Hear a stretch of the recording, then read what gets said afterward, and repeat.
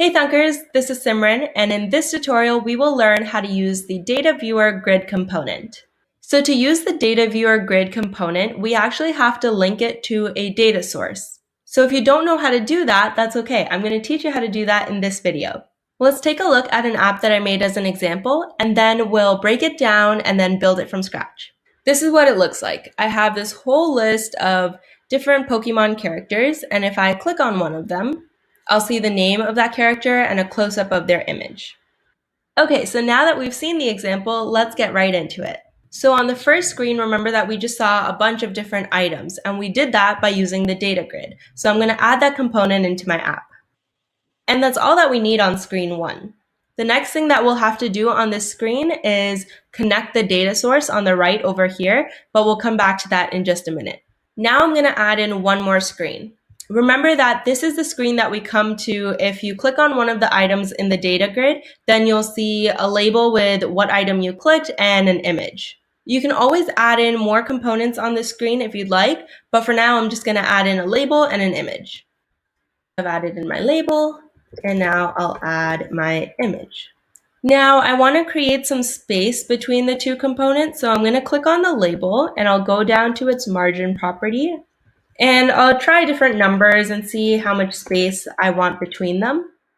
And you can see the larger the number, the more space there will be between the components. And you can do this on the left, right, top, or bottom. Okay, so let's go back to screen 1 now, and we're going to program the data source. Now, before we can connect a data source, we actually need to make one. So I'm going to use Airtable, and I'll show you how to do that right now. So I've opened up Airtable.com.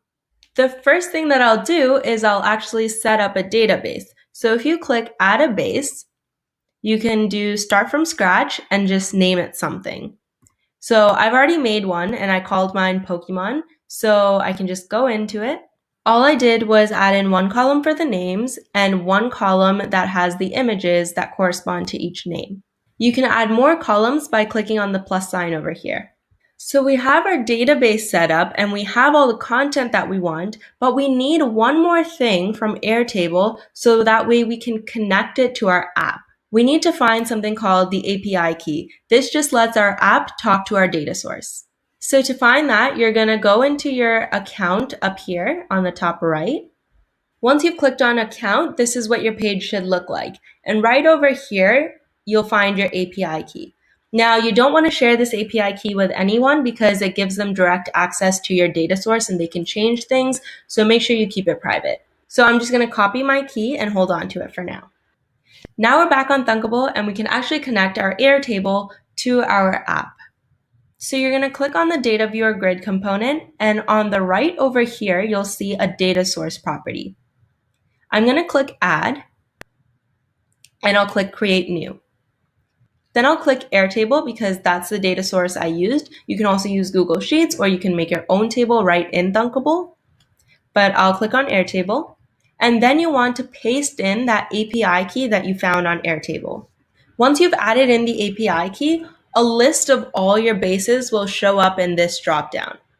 So you'll just click the one that you want. And for me, it was Pokemon. And I'll click Create. So at this point, our Airtable is hooked up to our Data Viewer Grid.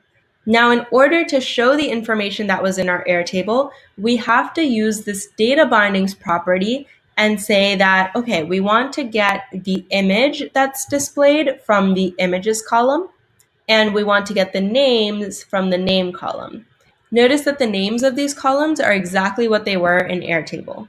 So if I live test this really quickly, you'll see that all of my data is actually showing up in my app now. You can also change the layout of your grid over here, and you can pick anything that you want.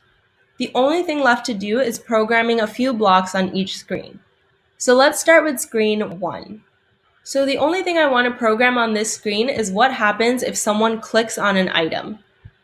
So I'll go into the Data Viewer drawer and grab this when Data Viewer Grid item click block. And this click block comes with a row ID.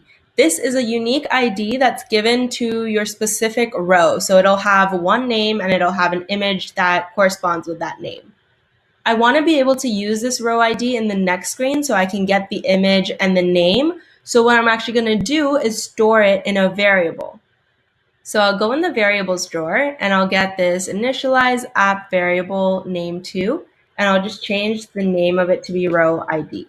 Then I'm going to go into the variables drawer again and I'll say set app row ID to whatever the row ID is of the component that we clicked.